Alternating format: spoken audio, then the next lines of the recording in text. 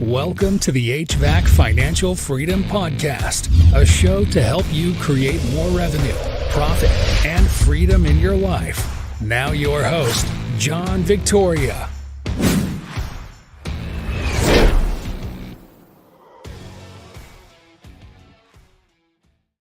Hello and welcome everyone to the HVAC Financial Freedom Podcast. My name is John Victoria, your host, and we are with the lead ninja himself, Mr. Gene Slade. Welcome to the show. Thank you for having me, big dog. Good to finally be here. 100%. And yeah, I'm excited because we are just catching you. You just arrived back from Austin, Texas. You're at the Profit Rocket event, which looked amazing. Everyone has a great time learning. I guess to kick us off, how was it? How was the experience and the energy out there? Man, I've been to a lot of events, and this one, I hate to say it, Victor. I hate to say it, but this one was absolutely first class, right? Good information, right? I think the highlight for me, from a speaker perspective, would have been Michelle Van Beek. And she was talking about processes inside of the office and accounting and financials and stuff like that. I think I took more notes on that topic than anything else. And Victor was funny. He was up on one of the panels, and everybody's introducing themselves. And then right out of Victor's mouth, when it's his turn, he's like, "Hi, I'm Victor, and I like to party." But listen, man, I tell you, the speaking, all that stuff, that was good. But I will tell you, the networking side of it that he put together was phenomenal. He rented out the entire outdoor area, up on the 7th floor. And they had grills there with big tomahawks and fillets. And he spared no expense. I was, normally you go to these events, right? And you get cheap hotel food, right? Yes, yep. That's not right. How this was. And I just want to thank Victor and the Profit Rocket team for having me out. He and I, we've had our differences in the past, as a lot of people know. And we even didn't talk for about a year. But 8 months, a year ago or so, we kind of messaged each other, and we've been talking a little bit. And when I saw that this event was going off as well as it was, I reached out and congratulated him. And I said, "Listen, man, if there's anything I can do for you, let me know." He said, "Well, you could come out and you could speak at the event." And I was like, "You really sure you want to do that?" And he was like, "Oh, bygones are bygones."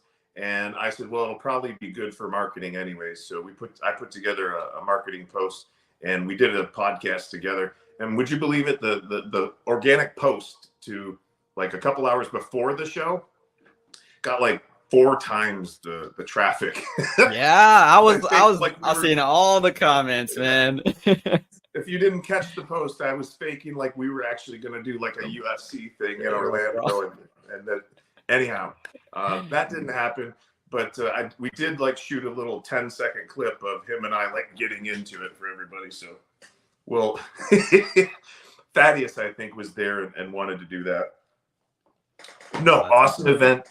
I don't know if he's going to hold it again, but if he does and you're watching this, go out. It was definitely worth the time. Definitely worth the time. That's awesome, Gene. And I missed it this year, but I went last year in Vegas, and same world-class experience, world-class networking. It was you're just brushing shoulders oh my God, you're that guy. It's amazing. And I also spoke to a lot of the attendees from this year as well. Just been having some conversations, texting folks, and just amazing experience. So, big kudos to the Profit Rocket team. Big kudos to Victor. And I'm glad you guys reconciled as well. It's, for the industry, right? For the betterment of the industry. Yeah. And so I love that. Well, I feel bad. I feel and I hope this doesn't sound egotistical or something, but we had some shared clients, and I feel we kind of split the industry a little bit when we had our fight. And so really it was more to bring people together and have unity inside of our communities than anything else. So, you got to set your ego aside sometimes. We all get hot-headed, but I think that one of the measures of a man is, can he admit, hey, maybe I took that a little bit too far, and just, it's not hard to say I'm sorry. It's not hard to root for the other guy. There's so much out there for all of us. right? There's no lack of money or clients or anything in the world, only a lack of thinking, right? We live in an abundant world. I love that. Yeah, it's I made a post on this a while back, but it's the pie is big enough without having to be cutthroat.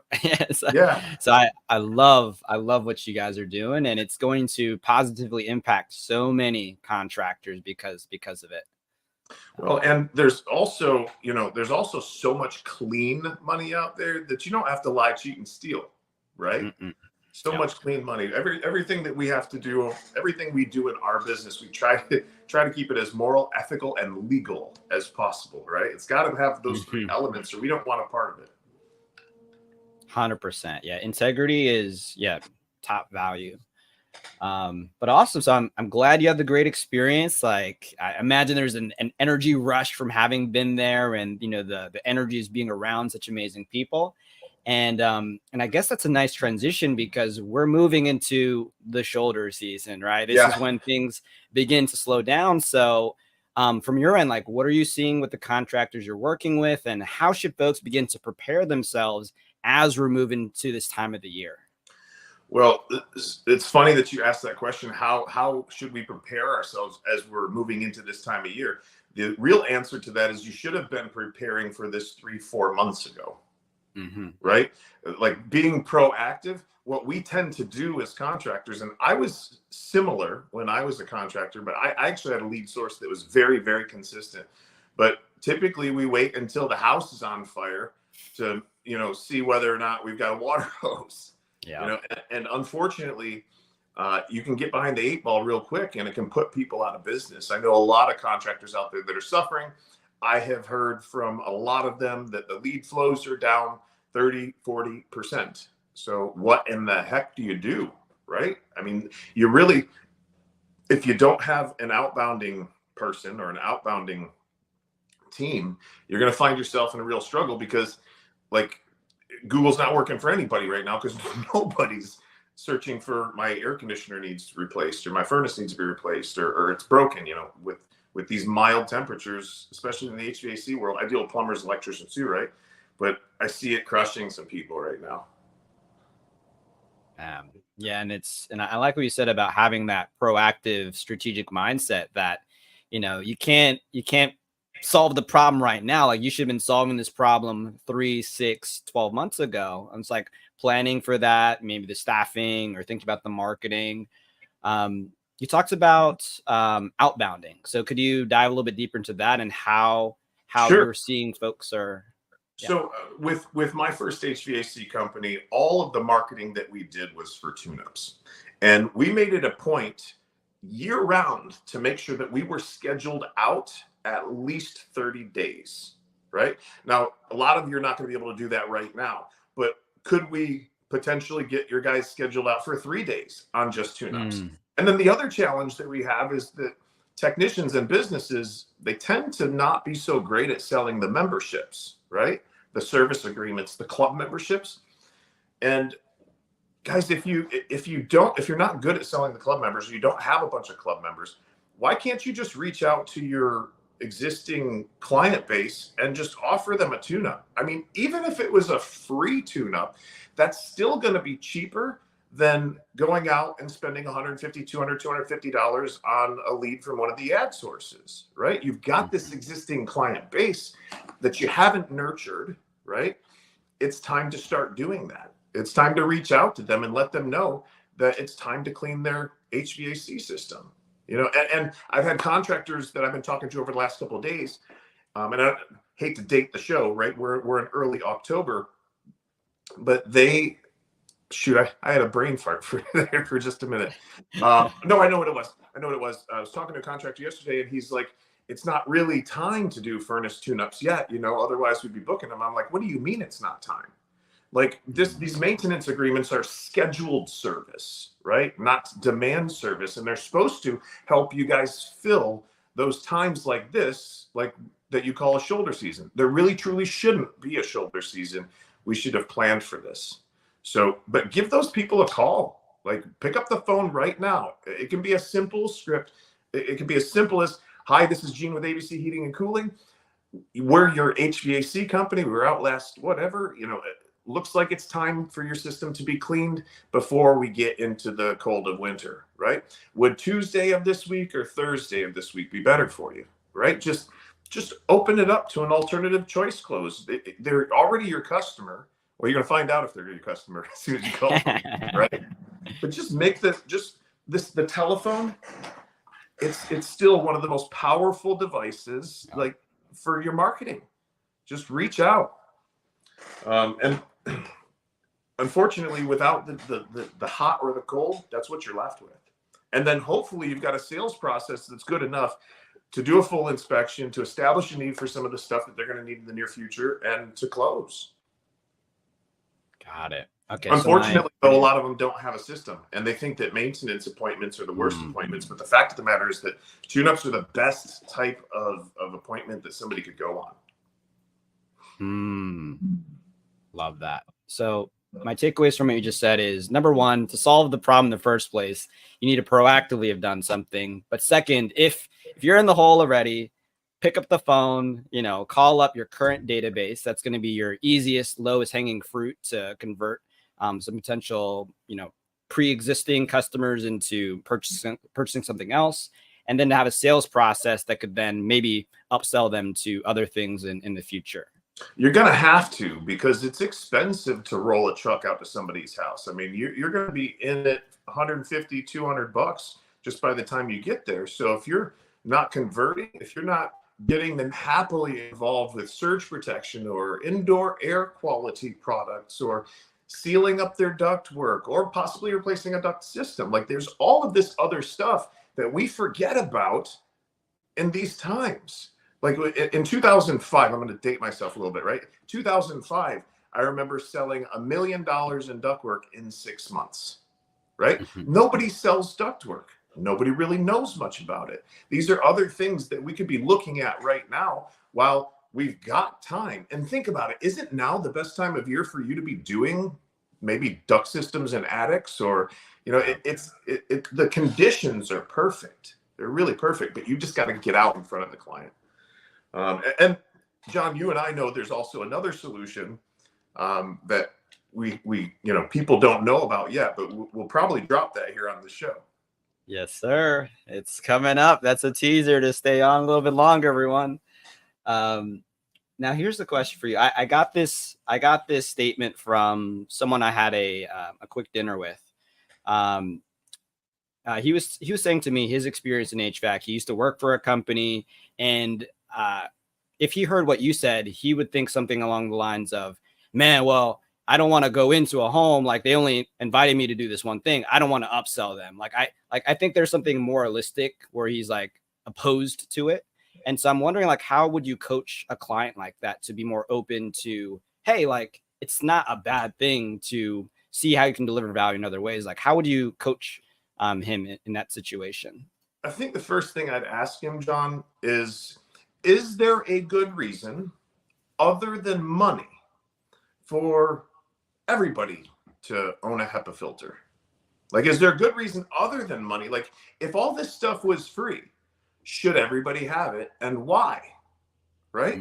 So why? It's going to extend the life of the heating and air conditioning system by keeping it clean. Number two, it's going to help people with respiratory problems. Did you know that 1 in 4 people in the world have got zero ability in their body to fight mold? That they actually lack the marking system for the white blood cells to come in and destroy it. So they're massively exposed. So if 1 in 4 people have got zero ability to fight this mold, and when you breathe it in, it actually enters your lungs and your bloodstream through your lungs. And if there's, how many people are there in an average home in the United States, John? I guess like 4 to 6 around that. Yeah, it's about 4. So if there are 4 people in every home, and 1 in 4 people, wow, yeah, have got no ability.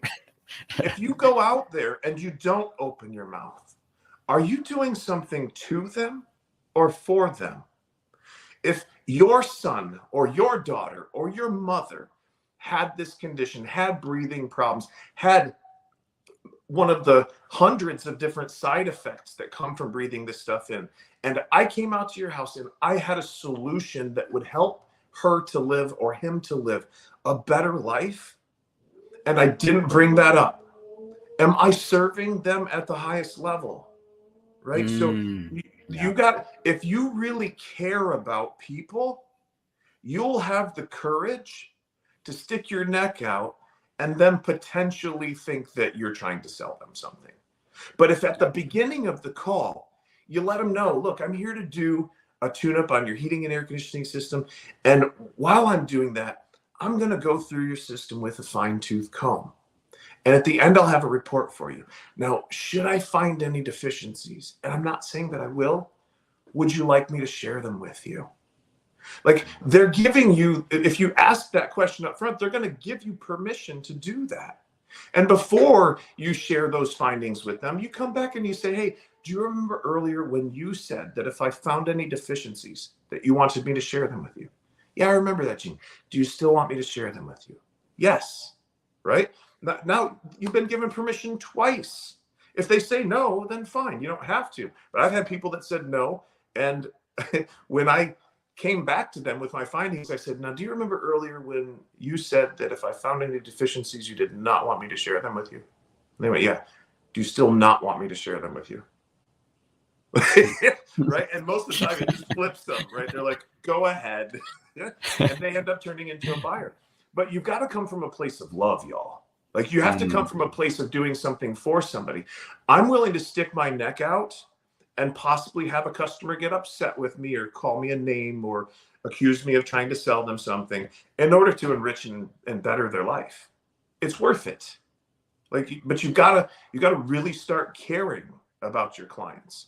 And sometimes it's hard to do that when you're constantly at battle with them because you don't have a proven process to get them happily involved with this stuff.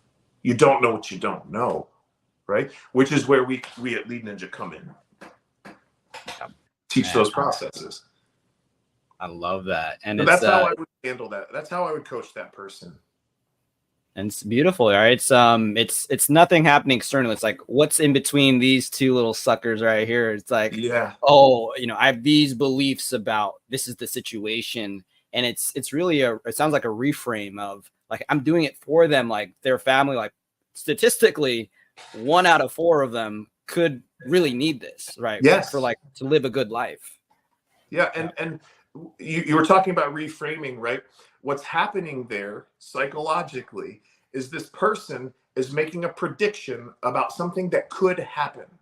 It's a story that they're making up in their mind. They're seeing a movie. They're projecting what could happen into the future, right? And in some cases, they're manifesting it, right? So rather than think about what could go wrong, maybe think about what could go right. Think about the gratitude that could be given to you for actually having an impact on another human's life. And John, I don't know about you, but whenever I get somebody involved in something, I'm at a house and they buy something from me, they always thank me before I leave. They'll give me $30,000 and thank me because I'm actually doing something for them. And you guys may have heard this before, but people don't care what you know until they know that you care about them. Once they know that you care about them, this is not a sales situation anymore. It's somebody coming in and helping somebody who's got a problem. So if you can get that in your heart and get that in your brain, it'll make a difference for you guys. I love that. That's an amazing thing. I think it'll bleed over more into just, of course, this is like expanding the services, but I feel like this sort of attitude when spread across the company, like it's just going to lead to even better customer service. I got chills right now, man. Like I'm really so passionate about that. I really am. We're in a people business, and I didn't really begin to have true success in my career until my purpose really shifted to be about human beings, and specifically about the people of this industry, the technicians who are running 50, 60, 70, 80 hours a week that don't have any time with their families. Like, I want to help those guys to work less, to make more money, and to get home for dinner on time. How many times have you guys missed dinner with your families or tucking your kids in because you're out serving somebody else. I don't know if you know this, but if you increase your value to the company, you increase your production, the company will give you certain considerations for that. Like the more that you produce for them, the more leniency and flexibility they tend to give you. And John, like I can't tell you how many people I've seen come into our programs and they don't work weekends anymore.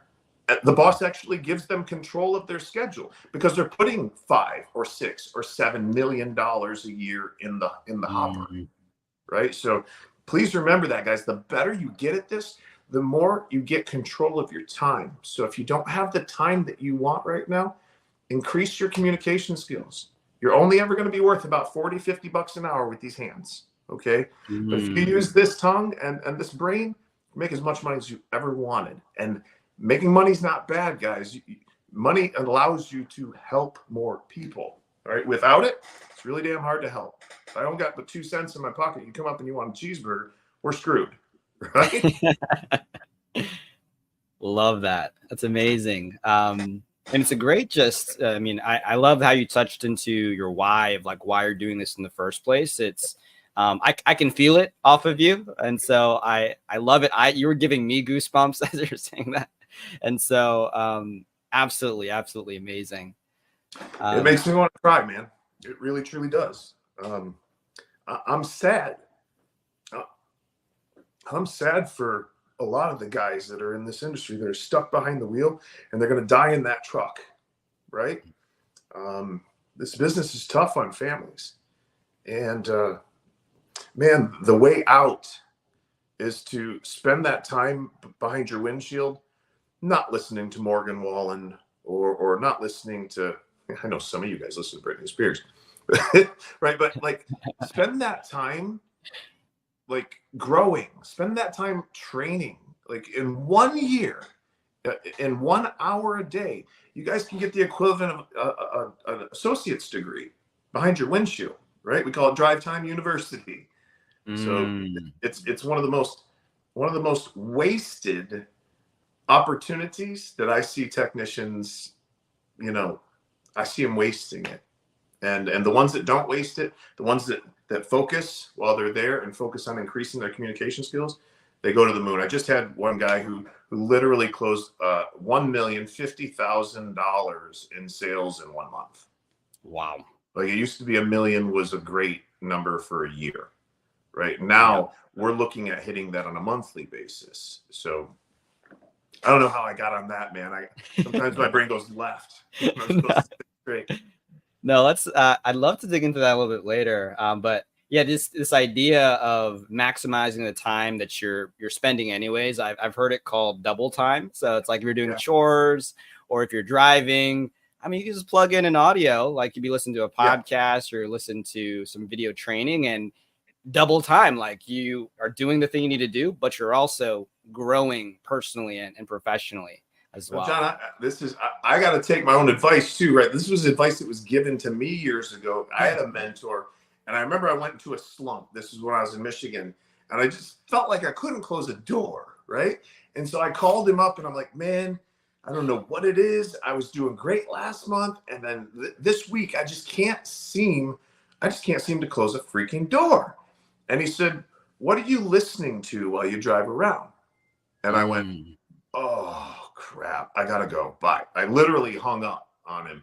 And I went over to, at that time, Books A Million and bought myself like 4 CDs at the time, right? Dating it again. But 4 CDs, like The Millionaire Next Door, one of the Robert Kiyosaki ones, one of the Susie Orman ones. Like I was just like, let's get back into the right mindset because look, we have 30,000 thoughts a day, right? And like 90% of them are negative. Like we're wired negative. So if we can get that positivity in, man, it'll make all the world a difference. Love it. And I guess just recommendations, top 3 audiobooks or things or something that someone could be listening to as they're wanting to grow themselves and they're driving or doing chores. Oh, man. So I think that my favorite in the last couple of years has been Relentless by Timothy Grover. I love to hear the stories of the basketball players and stuff like that. So because of the discipline that it requires, it really, really relates close to business. So I love that book. For people who are just really getting into reading and listening, like I like to listen as opposed to read, but it doesn't mean that I don't read because I need to improve that skill. But Robert Kiyosaki's Rich Dad, Poor Dad is a classic, an absolute classic. And then a third one. Now, I don't know if you can even find this anymore, but like my wife bought it for me on cassette because it was one of my very first ones that changed my life. This one by Zig Ziglar is called See You at the Top. See You at the Top. Sell You at the Top. I don't know, but it was like 8 cassettes. Going at the top. Yeah. And gosh, I'm really sorry that I'm drawing a blank on it, but this was the book that I was listening to in 2004, 2005 that brought to my awareness that I actually had a really poor self-image. And I never knew it, right? But I had an extremely poor self-image because of everything that had happened in my life up to that. Like, it shapes you and the way that you think. But just being able to see that I had a poor self-image made all the difference in the world. Now that you know that something is not the way that you want it to be, now you have the opportunity to change it. And that series, I'm pretty sure it's called See You at the Top. I know you can buy it. Quick, I Google searched it. It's See You at the Top. Yeah, from back in the day. I had an old mentor that had lent me those cassettes, and I listened to them on one of those little recorders that used to set on a table that would pop up and you stick the cassette in, right? Yeah. I literally was driving around in my Ford Ranger like this, from call to call. You guys bitch and moan about, well, there's no CD player in my truck. I don't want to hear any excuses. Making it work. I put CD players in my company trucks, and no, I didn't ask the boss to do it either. Oh my gosh. I'm imagining right now. You got it right next to your head. And damn near in tears too, because I'm like, I have a really shitty self-image. Yeah. That's amazing. Yeah, I would say those are 3 really, really good ones. Got it. Okay. So Relentless, See You at the Top, and then the Robert Kiyosaki, Rich Dad, Poor Dad. Yeah. Man. He's a great storyteller. And so is Timothy Grover. And of course, Zig. I mean, when he's you really the man. start to look at it, have you ever thought about that a good salesperson is a good storyteller? If you want to become better at sales, one of the things, especially for young dads, that I always recommend is read to your child. Read to your child, because when you're reading to a 2 or 3-year-old, it's different than if you're reading to an adult, right? You add the extra drama and the extra tone and inflection. Like, practicing that with your kids can make a big difference in how you're able to come across to a customer. They say it's not what you said, right? It's how you said it, right? And the way that you say it makes it mean something different. Like Zig, can we do an example of how Zig used to illustrate this? Let's do it. So Zig used to say, he used this sentence, I didn't say he beat his wife, right? In order to show how just emphasizing one word will change the entire meaning of the sentence, right? So he would go like this. He'd go, I didn't say he beat his wife. I didn't say he beat his wife. I didn't say he beat his wife. I didn't say he beat his wife. I didn't say he beat his wife. I didn't say he beat his wife. Right? So I emphasize one word, it changes the entire meaning of the sentence. Yes. Right? Yep. And so that's why it's so important in our sales training classes. Like, once you've got the memorization stuff down, the memorization is the lowest level of learning. Yes. Bar none. And people say I'm not good at memorizing, but you can sing along to Morgan Wallen, right? So you actually are good at memorizing the things that are important to you, right? And you make time for the things that are important to you. I'm starting to get left again. I forgot why I was going on that. It was you're a good storyteller right? Oh yeah. So it's important for us to, after we memorize, work on the delivery of your presentation, right? Figure out which words need to be emphasized. Figure out where to pause. Figure out where not to pause, right? Because the way that you deliver something is what shapes the meaning in the client's head. So it's not enough just to memorize somebody else's speech or memorize what somebody else says that is getting massive results. You got to say it the way they say it too, right? So another little side nugget. Yes, and it's I think it's related to what you mentioned earlier, where it's first it's the mindset you're coming into it, and then that frame of the mindset then contains within it these smaller nonverbals. But it's like the context is we really care about the customer and why we're doing it, and this is why we need to do it this way. So we're communicating that message to that client, and they can feel it, right? Yes. When you really truly do care about them, they can feel it. And guys, if you're getting a lot of resistance right now, step back and take a look at how much do you actually care about that client that you're going out to see? I mean, you don't know them, right? So is it your opinion that you shouldn't care? I mean, this is your community. I don't want to make anybody feel bad about that. It's something that you can grow, is what I'm going to tell you. And the younger you are, in my experience, the younger I was, the less I really truly did care about people, and I cared more about myself. And so when I realized that, so I'm going to have to start working on this. I'm going to have to start really consciously focusing on trying to show love. You know what I mean? So I know that sounds sappy and everything, but that's really some of the keys to why I'm where I'm at today. Not where I want to be yet, right? But you really, really got to find a way to start caring about people. 100%.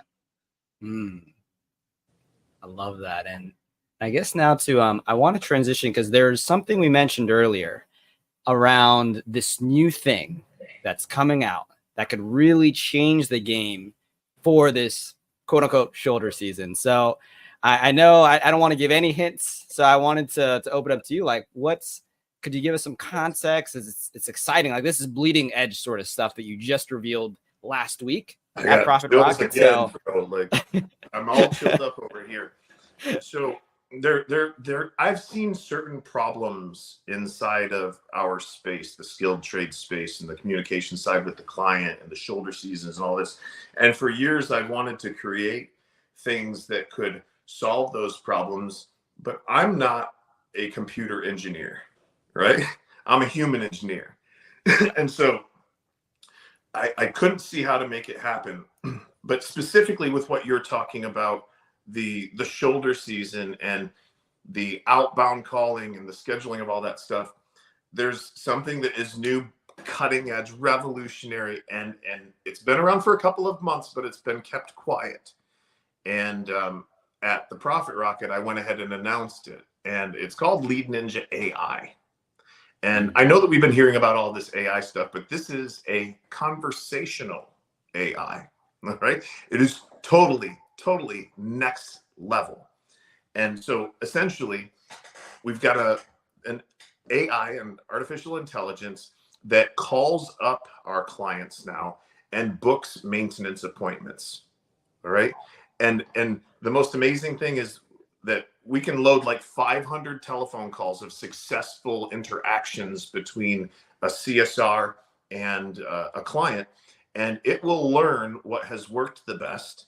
And it can also have PDF drop-ins for what we know works, right? And so we're actually building all of this stuff right now. It's here, it's working already. It's supposedly, right, based on our studies, it's twice the conversion rate of the best sales teams that we've been able to find. And it's 1/5 of the cost of an outbound agent. So in essence, it's 10 times more effective or cheaper, if you will. And the most incredible thing is that it doesn't show up late for work. It doesn't get sick. It doesn't have baby mama drama, right? Like it doesn't have to be replaced. It doesn't get angry when a client gets angry at it. And it sounds real. Like only about 20% of the people that I've talked to so far have been able to tell that it was an artificial intelligence. Wow. Which is insane to me, right? So we are using it for, there's so many cool things about it, but if I've got you or me sitting at a desk calling customers, that's one of us, right? Yes. I can call one person at a time, or I can call 100,000 people all at the same time. We can do today with this technology what a sales team of 20, it would have taken them a month to do. We can do that now in seconds. Wow. Or minutes. You're talking about scaling a sales force now without having to go through and hire people and have all those challenges. Now, it's a double-edged sword, right? Because some people are out there going, well, this is going to take away certain people's jobs, right? Well, that happens all the time in this world. And you can sit back and you can complain about it and be angry about it, or you can embrace what has come. Because what I'm seeing, sure, it might eliminate a position or two in the front office, but it's going to create those positions out in the field, because not only are we using it for booking an outbound telephone call, but we're programming it to take inbound telephone calls. We're also programming it to do follow-up sales. It can follow up with our scripting and figure out if there was something unclear and that was why the client didn't buy, or if it was a price or affordability issue. And then we can send them the financing paperwork right there while we're on the phone with them, and close the deal right now and schedule the install or schedule the work. And follow-up is an area that you probably know salespeople suck at, right? Especially in our industry, because we're constantly used to getting force-fed leads, right? There's almost always all the leads that you want until there ain't, and then you don't know what to do. And we were talking about this morning on my mastermind. If you ever want to own your own business, you better start learning how to get your own clients right now. If you get a client this morning and you don't have one for the afternoon, get your walking shoes on and go around and talk to the neighbors. Yeah. It's a no-brainer, but we get almost, I don't know how to, what is it? I'm trying to figure out how to say this. It's like we have taken away people's abilities to hunt. Yeah. Right? Because you're constantly giving them things. You've heard, if you give a man a fish, he'll eat for a day, right? Yeah. We teach him how to fish. He don't come back and ask for more fish. You know what I mean? Verbatim what Jesus said. Exactly. I did that with my kids when they were younger, and I was like, Charles, if you give a man a fish, you eat for a day. If you teach him how to fish, he'll eat for a lifetime. Now, what does that mean? It's one thing to say it, but you got to ask your kids, what does that mean, right? And he was able to pick it up, and it was an impactful lesson for him. But I feel like we've almost cut people's arms off and lamed them by just constantly feeding them these sales. A real sales professional, like an insurance type agent or something like that, they spend 5 years building a book of business to barely survive, right? But we're so fortunate. We've got these companies that are marketing leads for us, but when it slows down, you don't know what to do. If you ever want to own your own business, start knocking on some doors. And it can be as simple as, hey, I'm John with ABC Heating and Cooling. Wanted to let you know that we're in the neighborhood today. We're gonna be working over at Miss Susie's house. If my guys, maybe you're on an install, if my guys, if they leave anything behind or they're too loud or anything like that, I just want you to have my card. Please give me a call. I'll get out here and take care of it right away. And by the way, if you need anything, I see that your AC is about the same age as your neighbors. If you need a tune-up or something like that, if you haven't had that done this year while we're in the neighborhood, I'd be happy to take care of it for you, right? So you're there to do something for them, not to them. Stop thinking I'm going to offend somebody, and go out with a heart of service, and things will work out. So that. Getting back to the AI, it's the most amazing thing I've seen, and most terrifying too, John. I lost sleep over this because, John, I can see a world where it doesn't replace me, but it replaces some of the things that I do and does that even better. I'm looking into programming it to call technicians when they get in their truck and role play with them for 15 minutes. Wow. Like to do training on the way, because I can do that with 100,000 technicians all at the same time because of the technology, right? I'm looking at programming it to do drop calls for comfort advisors that like they need to speak with a manager. They can call in and speak to the AI and negotiate the price down a little bit or negotiate an exchange for a discount, right? Because we don't ever want to give somebody something for nothing, right? Because that devalues it. I usually say I can't give you something for nothing, but what would be of value to me is this, right? And if I can get that from the client, then maybe I'll offer them a discount. But I can see a bunch of uses. But again, first, outbound phone calls is what we're doing, and then we're going to split our time between follow-up and taking the inbound telephone call. And we can do it 24 hours a day, 7 days a week, in whatever volume we want. So totally game changer. This is going to be transformational for the HVAC plumbing and electrical spaces. And we have the licensing, so we're rolling it out for the trades. That's amazing. And so my understanding is this is a souped up chat GPT. It can call people, you can train it. And I think the unique thing is that you have so much data on, what works with a phone call, so because it's really like, how do you train this AI? And so you have those success stories to impart upon it. And it's leading to, you said it was double the, it's twice the conversions. Yep. Wow. Of a human being. Wow. Of some of the best sales teams out there. That's insane. Already. And it's just in its infancy. And look, it's not perfect. Nothing is perfect. We get a glitch here and there, but the engineers are working as fast as they can as it's been rolled out. It's a phenomenal product. Anybody wants to talk about it, you probably just put like AI in the comments or the chat or something like that. And I don't know if you do this, but like if you guys are watching this live, could you give us a live like down in the comments? And if it's on a replay, could you like type replay? Like that way we know people are coming in. Like I think that'd be super cool. Would you guys do that for us? I'd appreciate 100%. Yeah, and we'll and actually since we're on this, how would someone get into contact with you? Let's say that they were interested, like what would be the best way? Would it be email, Facebook? Like how should they reach out? John, people think I'm nuts, but I give my cell phone number away all over the internet. Like 239-848-6533 is the number. 239-848-6533. And I just ask that you text me, right? Text me right now while you're watching the video. And it is my real number. It is not a bot. It's not AI. AI Gene. I tend to respond so fast on follow-up most of the time that people actually they're like, yeah, this isn't Gene, this is a bot. And I'm like, no, bro, like seriously. And I'll even record my voice and they still think it's a damn bot. Like I'll shoot a video. Guys, it's me. It's me. That is my personal cell number. And so just text me and I'll help you with anything. I'm more than happy to help. Doesn't even mean that you'll get charged. Like there's several people that come to me on a monthly basis that like they're just not ready and they need to take advantage of the free stuff that we've put out there first, grow a little bit before they can really participate with us.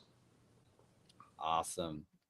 And I think so we're closing on the hour in about 15 minutes, but what I'd love to close this out with is some mindset. So I know you talked briefly earlier about your self-image and how that's coming across. And then also you talked about mindset when coming to the home.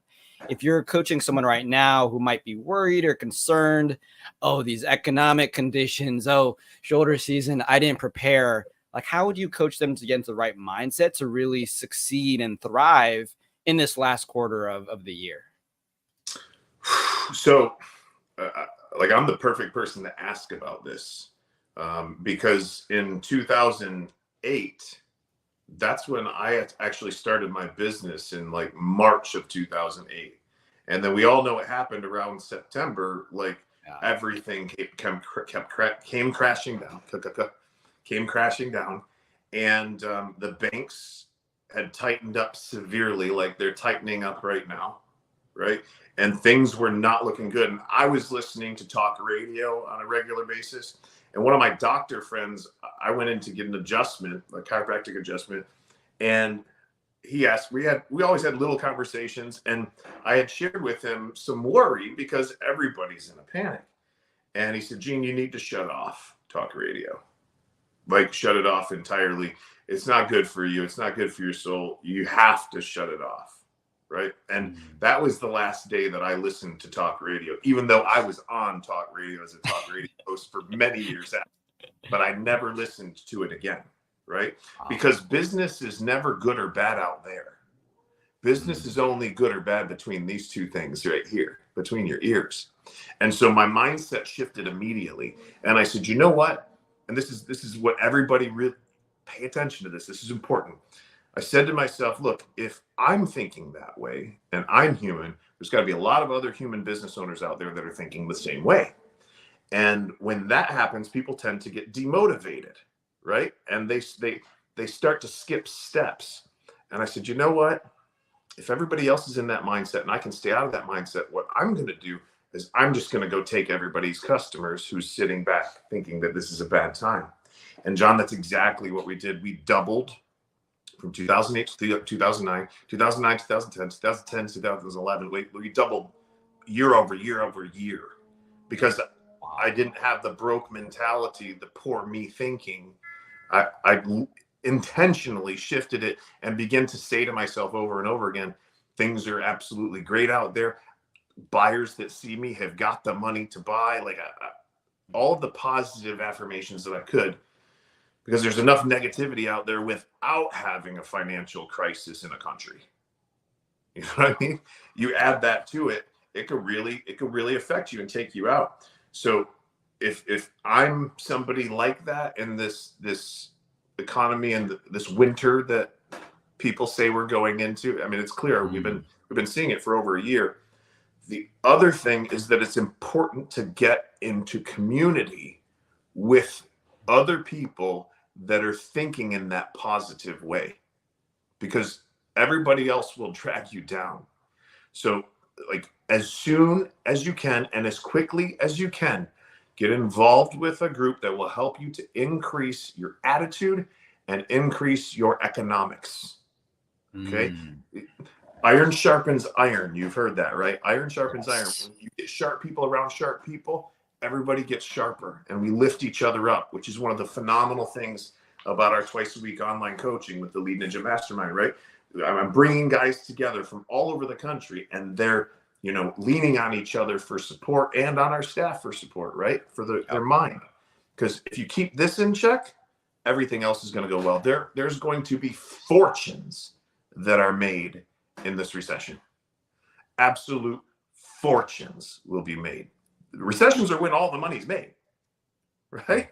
It's when all of it's made. So double down on yourself right now, invest in yourself, double down on yourself and your communication skills, and you'll come out of it the other side way stronger instead of crushed like a lot of people are going to get. I'm sorry, but people are going to get crushed. Love it. And it's just what you just said reminds me of this concept of creating your own weather, right? The weather might be not conducive, but create your own internal weather, create your weather for your team. And it's Grant Cardone calls it creating your own economy.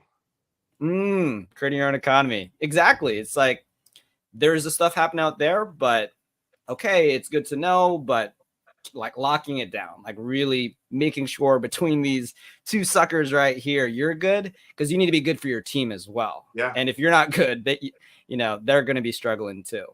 That's why it's so important every single day. When you guys get behind that steering wheel, turn on something that is positive, that is uplifting. If you got to listen to music, and I don't know what everybody's leaning is from a faith perspective, but if I'm going to listen to music and I'm at work, it's going to be probably Christian music. It's going to be something like K-Love or something that is uplifting and doesn't make you feel like crap. When my wife and I drive around, we're always together, but sometimes she'll, put on rap and other things. And I love a good kill rap this, song. kill that. Yeah, I really do love a good rap song. And as you can tell, I'm super gangster, right? But like after like 5 or 6 or 7 songs, I start to pay attention to the way that I'm feeling. And I start to feel this heaviness and this negativity, this evil, really. And I pay attention to the way that you feel right here in your gut, y'all. right? Mm. You've got a ganglion of nerves that all come back to here, right? Don't allow. You've got a ganglion of nerves. They all come back in here. That's why when you get bad news, something really, really bad, and you feel sick to your stomach, you could pass out, right? Pay attention to that gut feeling. Whenever you get a gut feeling that's negative, that is God's like message to you that your thinking is stinking, right? That what is going on between your ears right now, this is a warning sign. Your emotions are a result of your thoughts, right? And they're just a body sensation. But that body sensation allows you, it's like a trigger, it's like a flag, it's like a warning signal that what you're thinking is not good for you. So pay attention to that next time and intentionally shift your thoughts. I know it's tough. I know we all have crap going on. Everybody's got crap in their life, right? You got doo-doo in your life, John? Yeah, plenty. I got doo-doo in all my over the life. walls. Right? But intentionally shift that thinking, right? Think about your kids. Think about something that makes you exceedingly happy. Think about what you want, not what you got. Make sense? Yeah. So intentionally shift that focus and you'll be better off for it. But no man is an island, John. Like Yes. we ask for help, not because we're weak, but because we want to remain strong. Les Brown said that. He said, so ask for help and don't stop until you get it. We're taught as men to shut off our feelings and everything, right? Don't ask for help.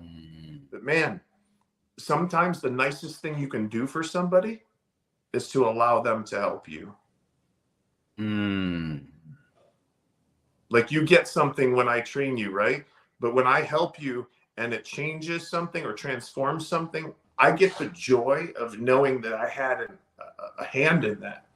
And guys, I've made millions and millions and millions of dollars in my life. But nothing comes close to somebody calling you up and thanking you and saying, bro, I'll never be the same again.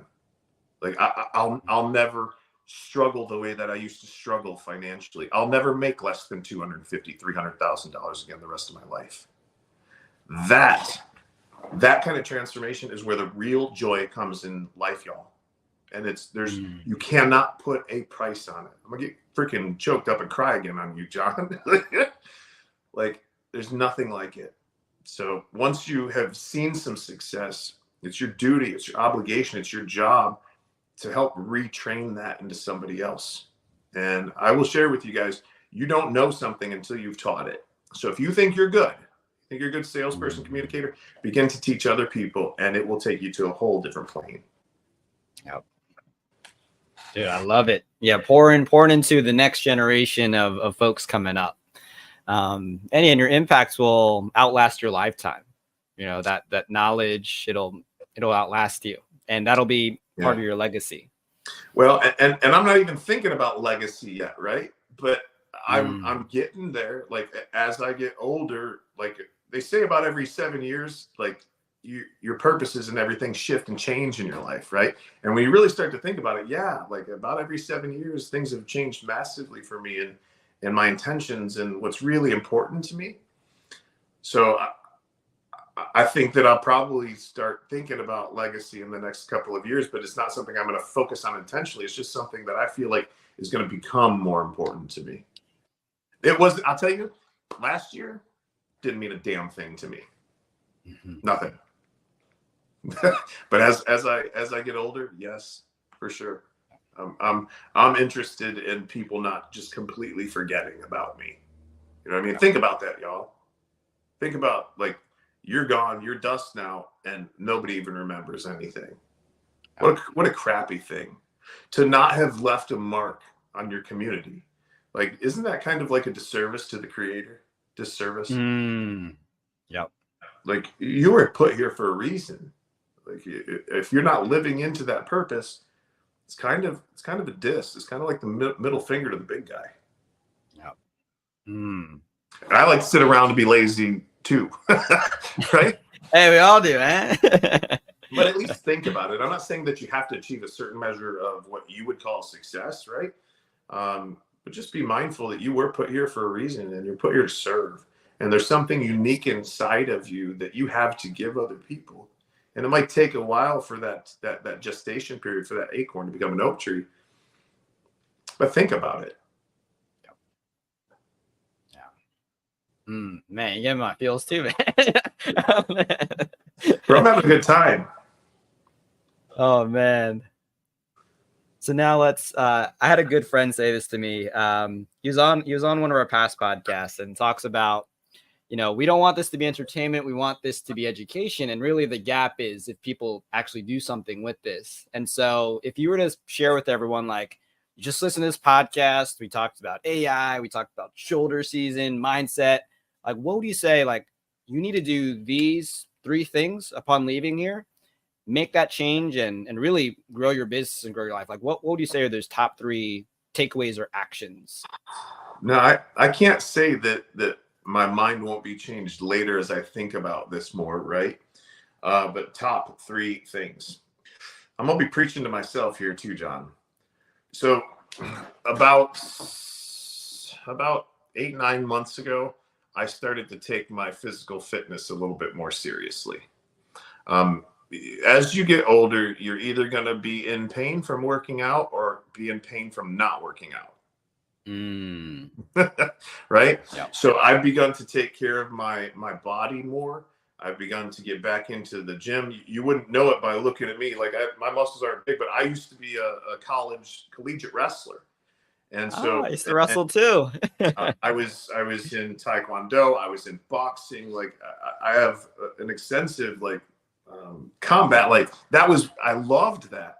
And I've been away from it and in the business world for so long that I kind of gave that up. And I looked in the mirror and I wasn't happy with myself.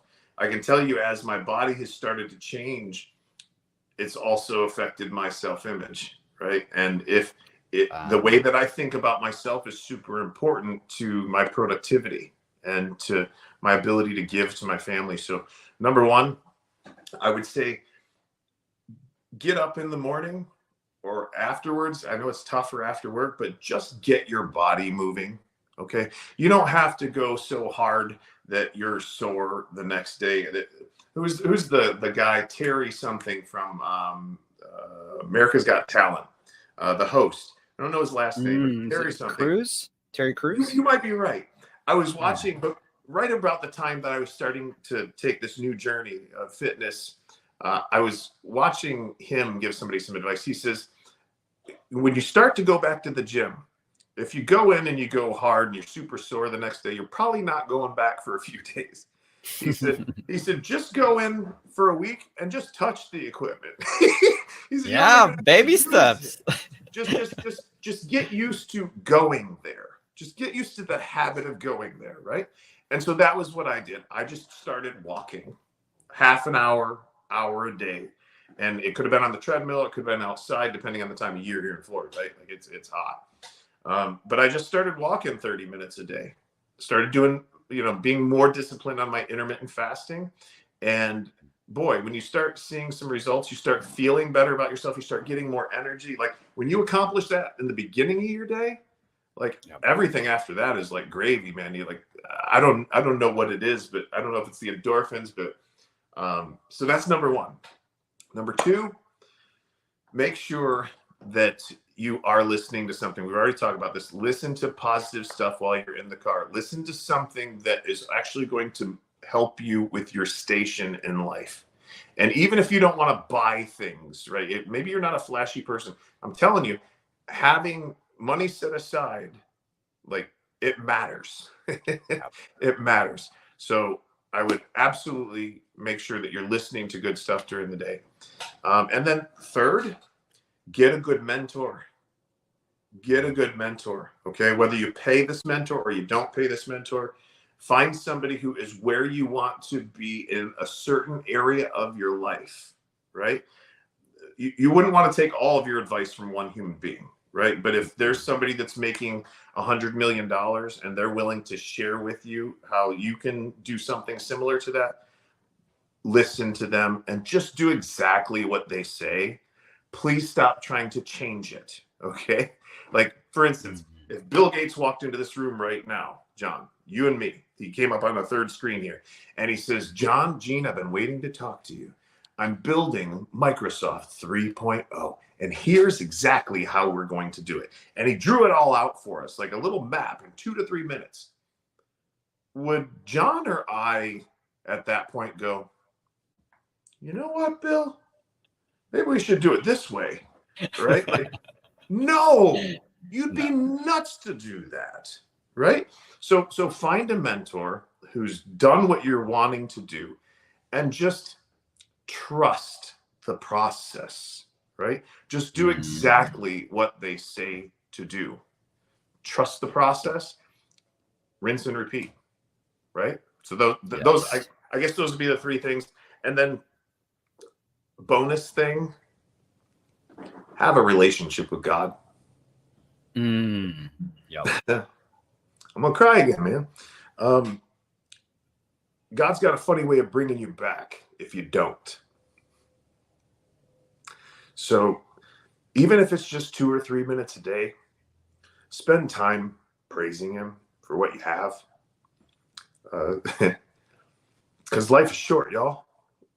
Life is really, really short. And I can tell you my outlook has always been better when I had him in my life. And we're the ones that make that choice, right? So spend more time with your creator is what I would say as a bonus. I love that. Man, you're these like 2-3 moments on this podcast, man. Man, you know, I just love the people in my industry so much. I really do. And they've done so much for us. I could never repay it. And I hate to see people hurting. I really do. I do just about anything to help somebody who's hurting. Now, I'm not saying I want 1,000 people who are hurting to call me right now. 239-848-6533. But if I can impact one person today, man, it'll make me happy. Really, really happy. Yeah. And you've already got one right here. Me. Thanks, man. I appreciate it. Awesome. So yeah, I guess this takes us to the end. So got your phone number 239-848-6533. Any last final words you want to share with them before we close out the podcast? Well, maybe a plug, if I could. I've got a sales training that's coming up here in a couple of weeks. If you're listening to this podcast a month or 2 from now, I probably have got another one coming up after that. But we do it a little bit different, John. I rent out these big homes, call them mansions, 16, 20, 30,000 square feet. And we literally live with our participants for 3 days. Wow. So we'll bring in 24 or so people into one of these places. They usually have a huge theater room. So we'll teach in the theater from like 9 to 6, something like that. And then afterwards, we all stay together. Like we'll move from the theater over to another area of the house and we might have a couple of drinks. We'll have some food, but those conversations that happen afterwards are just as valuable as what happens in between. The other reason that we do that, John, is because like I've been to events over the years and I know that like when you go to a town that you're not, familiar with, and then you're in a class and then everybody goes to their hotel rooms and nobody's together, there's a temptation to get in trouble, right? To go out and do things that you shouldn't do. And we're about family at Lead Ninja. And so I try to keep everybody together, create an environment where nobody wants to leave or has to leave for anything. And so that event is coming up October 25th through the 29th of this month. So if you guys want to text me, or you can put like mansion down in the comments, whatever social platform you're on this, be happy to get you more information about that stuff. Absolutely 100% transformational for you and your team. And I've got a money back guarantee on that product. So if you come and you experience just the first day and you don't feel like it's worth your money already, like 10 times, I'll just give you your money back and you can leave. Never had it happen before, but I'm willing to put my money where my mouth's at on that. I think we've got like 8 spots left. Okay, so, 8 spots left. Yeah, that was fun, man. Mansion Bro, in and it's out. A blast. dude, there's an arcade in there. One of the places has got a bowling alley, lazy rivers in the backyards, like sound systems going crazy. Like it's just gorgeous. They got those Samsung frames on the wall all over this place. Yeah. I don't know if you've seen it. It looks like a freaking picture, but it's a TV. Like really, really cool places. But The house is nice, and one of the other reasons we do that is because I want people to, like, I leave a letter on everybody's bed. Like, I want them to start, like, envisioning owning something like that. I want to stretch people, stretch their imaginations. You know, we're told no, like, I think something like, I think it's like 40,000 times or something by the time we're 5 years old. It's no wonder people give up on their dreams, right? So I want to help to expand and stretch people's minds and thinking. That's enough about that. Hit me up, text message if you want, and I'd be happy to help you guys with that. Awesome, Gene. Well, Gene, thank you so much. This was amazing. I mean, there's tons of moments where I'm like leaning in, or like also feeling it as well with purpose and legacy. And I want to say thank you for being so generous to come onto the podcast. Thank you. Also the beginning as well, like bridging the connections as well, just to do it in service of the industry. So I want to say thank you. I'm excited for your legacy. I already know you're going to have a huge impact on so many people. And yeah, just really grateful to have you on. I'm grateful to be here, bro. Thank you. No, thank me. Thank you. I appreciate it. Thank you for the platform. Thank you for the stage. You're helping us to reach those other people, which I'm immensely grateful for. So thank you. Thank you, Gene. And thank you as well for everyone listening. So this about wraps it up. Take care, everyone, and we will catch you on